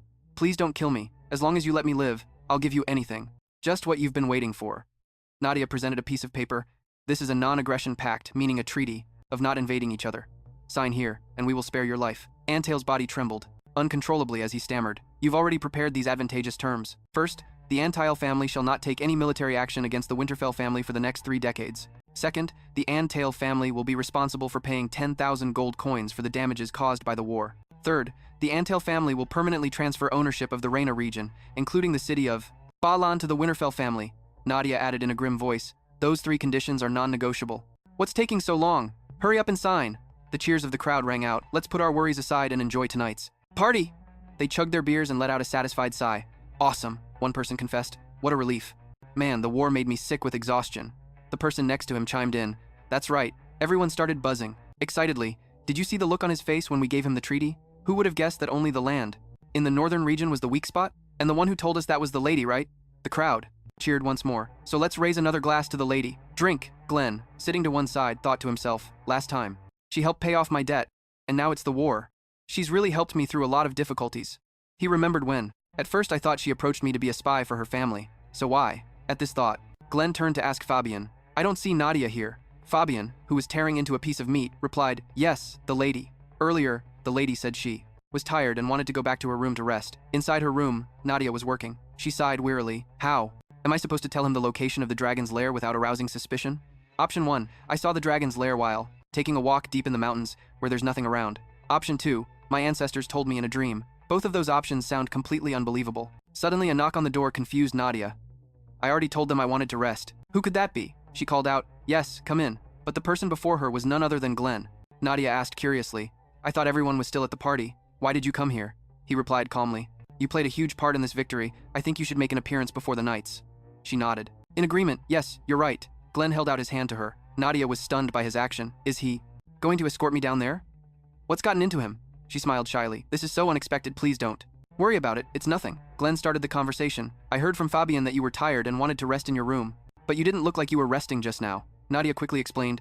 I was about to rest, but I kept thinking about our new territory. It wasn't easy to acquire that land, so we should think about how we're going to use it, Glenn thought. Good girl, I see. She added, I'm particularly interested in the quarries we can use those resources to increase our iron production. Just then, Nadia unfortunately slipped, thinking she was about to. She was about to have a nasty fall, but a pair of warm arms caught her. Nadia stammered, Ah, thank you, my lord. Maybe it's because you returned safely that I've gotten a little careless.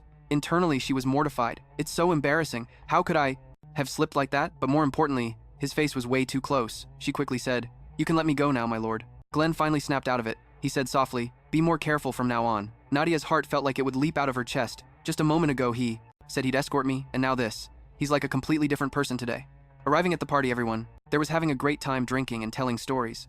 That Count's bewildered face was hilarious, right? And the way he ran for his dear life, too. Seeing them, Nadia remarked, "They're really letting loose." Suddenly someone noticed her. "The Marchioness? What? My lady is here? My lady, what took you so long? Cheers for the Marchioness." Nadia greeted them with an awkward smile. "Hello everyone," she thought awkwardly. "They're all completely wasted. This is exactly why I didn't want to join." Glenn noticed her discomfort. He explained, "Everyone's just excited that the long territorial war is finally over. Please, let them off the hook for today." Suddenly, a gruff voice called out, "My lady, I have something I must say to you." Nadia was confused but thought it was for the best, since I needed to clear the air with him anyway. She didn't beat around the bush and asked directly, "What is it, Giska?" Giska immediately dropped to his knees, his voice filled with regret. "My lady, please forgive me for my insolent attitude and my previous doubts." Nadia found this turn of events very strange. It was completely unexpected. She replied calmly, "Please, stand up. I understand why you didn't trust me, and you were right. I do carry the blood of the Balazik family, but respecting me is the same as respecting the Marquis.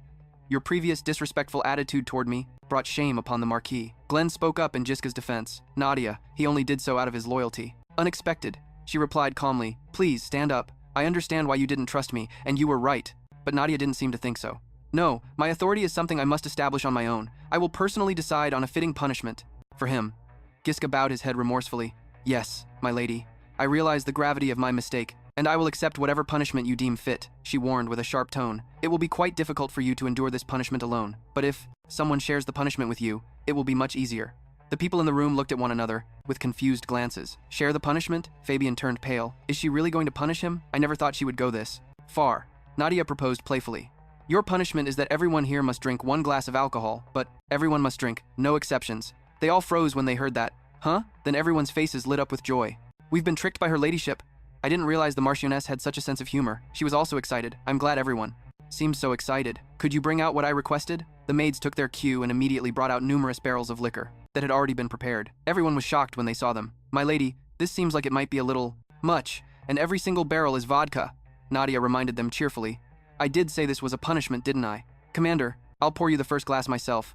Jiska looked a bit sheepish. "Thank you, my lady." He finally understood. "I'm sure everyone thought this was just a game for entertainment, but that wasn't the case." She pointed out their disrespect and won over the hearts of the knights. Now everyone is keenly aware of her authority. She is truly extraordinary. Perhaps this time, the North will truly become renowned, thanks to the presence of a special guest. Nadia asked loudly, "Who's next?"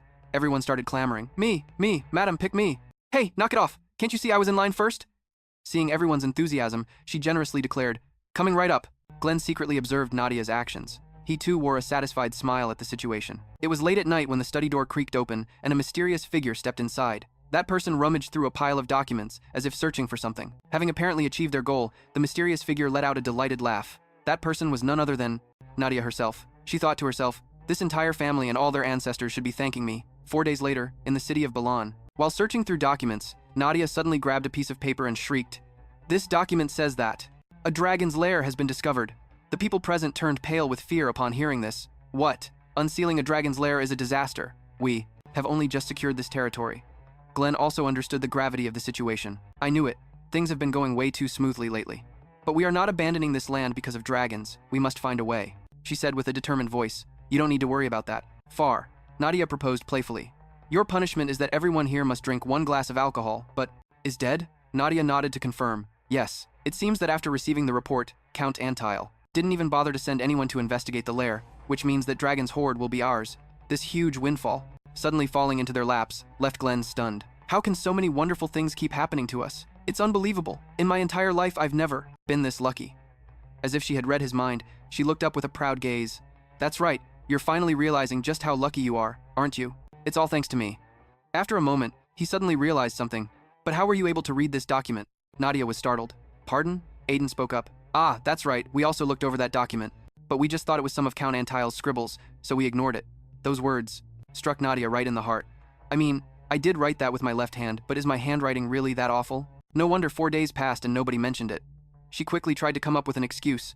"My father's handwriting is also atrocious, so maybe I'm just used to reading it. How about we send a few scouts to check out the location now? Before we head back to Winterfell, we should assess how large the area is." Glenn commented coolly, "You seem to be a woman of many talents." Nadia looked up, surprised.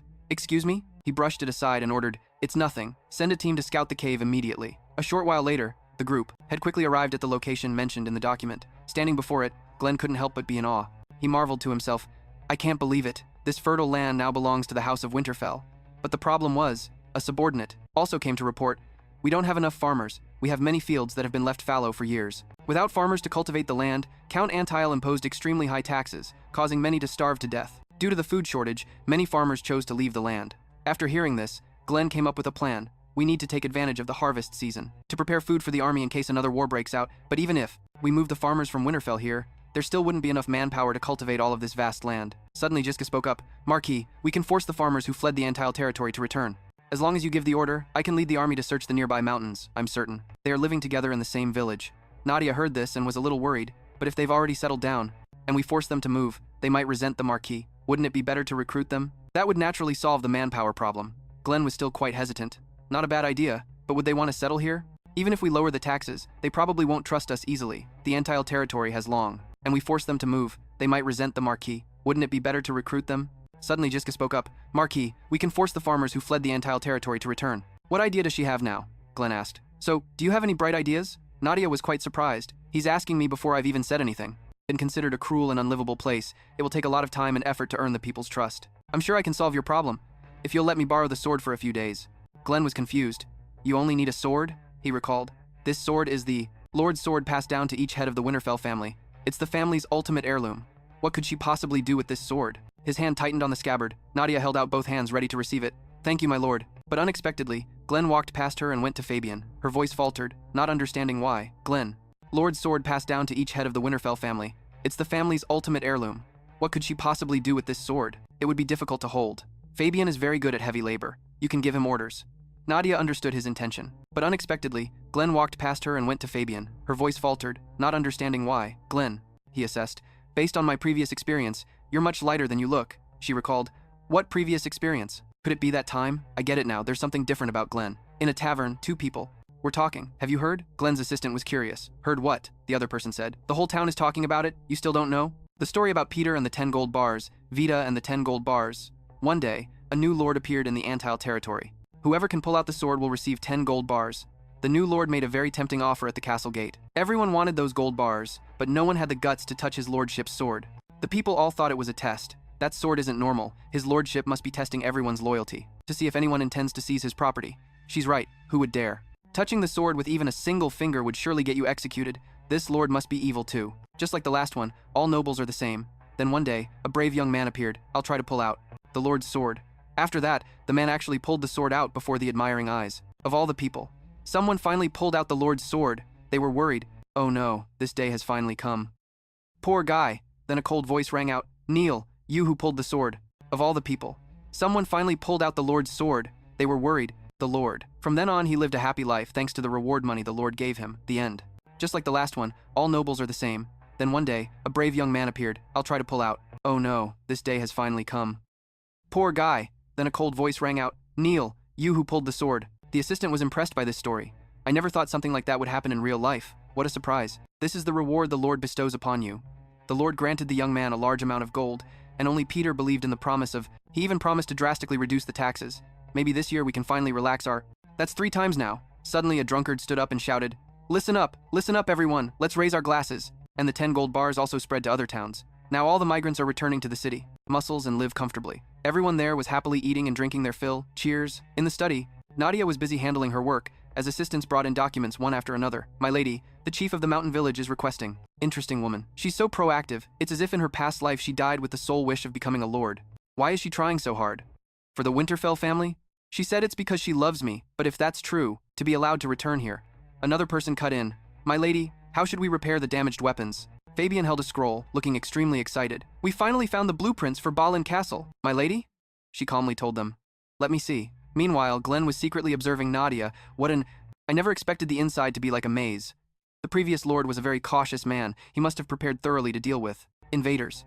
Suddenly the atmosphere froze. It seems as if the two of them were the invaders. As for Nadia, she calculated it 3 times. There are so many secret rooms that make it a perfect fortress. Maybe Anthiel hid treasure around the Quap castle. To avoid missing anything, we should search every nook and cranny. But my real purpose is more important than, how can she act so completely uninterested in me? Suddenly a loud voice called out, Marchioness! Holding the map in his hands, Glenn was also surprised. We only knew Balin Castle as an impenetrable fortress. Treasure. The dwarves living in Anthiel's territory sell high-quality metal goods such... Already. There's no sign of the dwarves at all, and I couldn't find any documents on how to contact them. Lost. In her thoughts, Nadia wasn't paying attention and bumped right into a firm back. Oh, my apologies.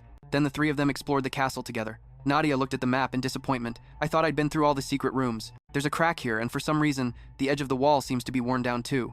It could be. He reached out and pushed lightly on the wall in front of them, and it slowly receded, creating a large opening. Seeing the sight before her, Nadia couldn't help but be amazed. As raw materials, weapons, and even household items. I need their help for this land to develop further. Fabian trailed behind, his eyes glued to the map. This room isn't on the blueprints. How strange. Glenn took the lead and went down to take a look. What was in there? They explored the secret room together. As Nadia observed her surroundings, she saw some kind of liquid. I was so lost in thought. Glenn spoke up. How strange. Curious, she asked. What? What is it? We've come to the end of the road, but he was shocked. Why would Anteo hide a forge this deep underground? The walls were covered with powerful and sharp weapons, and she couldn't resist picking up a dagger to admire it. The craftsmanship is incredible. Glenn walked over and snatched the dagger away, and warned her, these things could be poisoned. You shouldn't touch anything in here. She obediently did. As he said, yes, thank you, my lord. Suspicions began to swell in his mind. This is too strange. Were Anteo's weapons this advanced? The dagger. Free them from their shackles. And as the dwarves were freed, everyone's faces lit up with joy. Just heard a noise coming from the other side. Glenn repeated. A noise? He couldn't keep his composure, his voice trembling with fear. Yes, from that door. It sounded like someone was slowly dying. This time, it was Glenn, who led the way to investigate. Nadia continued to observe everything. A forge hidden deep underground with master-level craftsmanship. So perhaps behind that door is, he suggested. I'll go in and take a look. Nadia, you stay behind me. Fabian's face went pale with fear. It's been several days now since we took the castle. How could anyone still be trapped inside? What if it's not a person in there? Splattered on the wall and she trembled. Is this blood? He suddenly stopped and looked up at something. Glenn was stunned by the sight before him. In an instant, the sounds of pleading filled the air. We'll do anything you command, we beg. You. He vaguely recognized them as dwarves. Nadia took in the scene before her, and couldn't believe her eyes. She wondered, what is going on here? Why are they imprisoned like this? One of the dwarves stepped forward to plead, please spare us. We made a huge mistake. Glenn questioned them in a stern voice. What are you dwarves doing? Here? The dwarf answered timidly. Weren't you sent by Count Anteo? Wait, we only came out to see. The human world. It's true, I swear. He seethed internally. Unbelievable. He was even exploiting. The dwarves. Fabian asked hesitantly. Marquis, what should we do now? Hearing that, Glenn decided, I will handle them myself. Nadia felt that something wasn't right. Handle them? The iron bars were thrown open, and Glenn backed the dwarves into a corner. They trembled, uncontrollably, unable to fight back. Just as he raised his sword to strike, a sharp scream rang out. She ran and threw her arms around him from behind. Wait, Glenn, don't. At this, he was slightly confused, asking, do you have any idea what you're doing? Nadia's eyes pleaded with him earnestly. You can't kill them. They are victims of exploitation. And she closed her eyes. Gise. Them. What do you mean? Her voice faltered. Wasn't that your intention? You raised your sword, Nadia justified in her mind. How could I not think you were going to? Kill them when you raised your sword with that murderous look on your face? He sighed. Swinging the sword down, the blade sliced through the chains binding the dwarves. Glenn calmly explained it was to free them from their shackles, and as the dwarves were freed, everyone's faces lit up with joy. Once that was done, he began his introduction. I am Glenn, the new lord of the Antheo territory. Now tell me what he did. To you? The dwarves looked at Glenn gratefully, their voices carrying a hint of sobs. We don't know why things turned out this way. We wanted to see the outside world. We wanted to use our skills to forge new creations in a vast place. To you? The dwarves looked at Glenn gratefully, their voices carrying a hint of person welcomed us. Everyone we met tried to drive us away, screaming, demons, monsters. Those dwarves never had a chance to explain before being isolated. Seeing the situation was dire, another dwarf asked their leader, Sir, this is the last house. Should we go to another village? Even when we had sick children in our group, they treated us like monsters, and all ran away when we got close. Not a single person offered to help, and it started to rain then too. And the rain looked like it would last for quite a while. They were extremely worried. What should we do now? The leader was also heavy-hearted. If this continues, not only the children but everyone will be in danger. If only we could at least find some shelter from the rain. Finally, he decided, I will go into the city. I believe the lord of this land will show us compassion. A few others also stood up. Hey, I'll go into the city with you. They bowed their heads and begged, please just help us until the child's fever breaks. That's all we ask. Please, sir. And Theo looked down on the group before him with contempt. They say this is an emergency? Who allowed these lowly creatures into the city? He asked, rubbing his temples. Who let them in? His assistant replied, it was the new gatekeeper, sir. And Theo waved his hand dismissively. Forget it, I don't care. cut off that man's hand and banish him along with this lowly bunch from the city. His subordinates immediately obeyed. They say this is an emergency? Who allowed these lowly creatures into the city? He asked, rubbing his temples. Who let them in? We'll offer everything we have to you. Just please listen to us, the guards began, to lose their patience and grab them by the collar. Why won't you just get lost? Because of the excessive force, a cup from inside. Their sleeve fell out, and it rolled right to Entheo's feet. He picked it up to examine it. What's this? Wait, hold on. Where did they get something this valuable? Did they steal it? Entheo held up the cup and questioned them. People like you couldn't possibly have something like this. I highly suspect you stole this to give to someone, huh? Hearing this, the old dwarf, their sleeve fell out, and it rolled right to Entheo's feet. He picked it up to examine it. What's this? Wait, he had already started scheming in his mind. I don't know where these beggars came from, but who would have thought they possessed something so interesting? One day they'll be useful. The dwarves recalled the entire incident. That's how we entered the city. A man named Anto said that as long as we created what he demanded, we could stay here for as long as we wanted. He prepared this place for us, saying it was to protect us in case of danger. We didn't think much of it, since we only planned to stay until the child's condition improved. But when the time finally came, the old dwarf stood up and bowed his head in thanks. Thanks to you for everything, my lord. The child has recovered, so we intend to leave. He was not pleased when he saw their intentions. You ungrateful wretches. When you had nowhere to go, I was the one who took you in. You want to leave the city now? I cannot let you go. The old dwarf tried to reason with him, but in return for allowing us to stay here until the child recovered, we did everything you asked of us. We have no reason to stay here any longer. Anto justified himself righteously. I have a responsibility to protect the people of this territory. I can't have you dwarves running all over the city. Who knows what could happen? While you've been here, you've even learned how to craft weapons. What if you were to use those techniques elsewhere? I trust you understand why I must keep you under my watch? The dwarves trembled with anger upon hearing this. What is he saying? Does this mean he? Anto justified himself righteously. I have a responsibility to protect the people of this territory. I can't have you dwarves running. Provide us with enough food, and now you won't give us time to sleep or rest? How can you do this to us? The old dwarf rushed to stop him. Dehi, stop! But before anything could be done, Anto violently shoved him aside. Dehi collapsed onto the ground. The old dwarf cried out anxiously. Dehi, Anto sneered. Just look. Are you trying to attack your own benefactor? How can I allow people like you in my territory? The old dwarf concluded the story in a choked voice. Ever since then, we've been imprisoned here. We thought we were going to starve to death right when you found us. Glenn felt pity for them. I understand. I am sorry I did not arrive sooner. He waved off their formalities. It's not your fault, my lord. It was all that bastard's doing. He then proposed, I will compensate you for the labor that he had already started scheming in his mind. I don't know where these beggars came from, but who would have thought they possessed? Dehi collapsed onto the ground. The old dwarf cried out anxiously. Dehi, Anto sneered. Just look. That is not why we told you our story. We are truly grateful for receiving this treatment from you. We will return home as soon as we've recovered. All this time, Nadia had been silent, feeling a deep sense of sympathy. They don't belong anywhere, and they're not welcome wherever they go. The only reward for trusting someone is betrayal. I know exactly how they feel. That is the very reason I pushed forward, and I will not let them suffer the same fate I did. At last, Nadia spoke. I cannot. I'll let you return home in this miserable condition. All of you decided to leave your home, because you wanted to see the outside world. You haven't seen anything at all yet. It's a vast world out there. The old dwarf still wanted to refuse, but deep down he was still convinced. I'll let you return home in this miserable condition. All of you decided to leave your home. I trust you understand why I must keep you under my watch? The dwarves trembled with anger upon hearing this. What is he saying? Does this mean he, as if sensing his thoughts, she promised him she would guarantee everyone's safety, and that no one would be imprisoned for even one more minute. Everyone would get holidays and be paid a salary, and they would all be free to roam the territory as they wished. Of course, I won't force anyone. You are free to refuse my offer if you wish. I would be very happy if you all chose to stay. We are in desperate need of skilled craftsmen like you all right now. As she said those words, Nadia remembered how she had once longed to hear such kindness, but there was no one in that house who welcomed her. Hearing this, the old dwarf was moved. She needs us? Suddenly, Glenn stepped forward and spoke. I agree with my wife. She was a little surprised. Glenn reassured them. I understand that you're worried about being treated like you were before, but you don't have to worry. As the new lord of this land, I will guarantee your freedom and safety. For all of you. The dwarves discussed the offer among themselves, and their leader decided, I believe we are all in agreement. Glenn was overjoyed to hear that. An excellent choice. First, we will get you all treated. We can discuss your living quarters after you've recovered. I am very much looking forward to working with you. Later, in the study, Fabian was excited.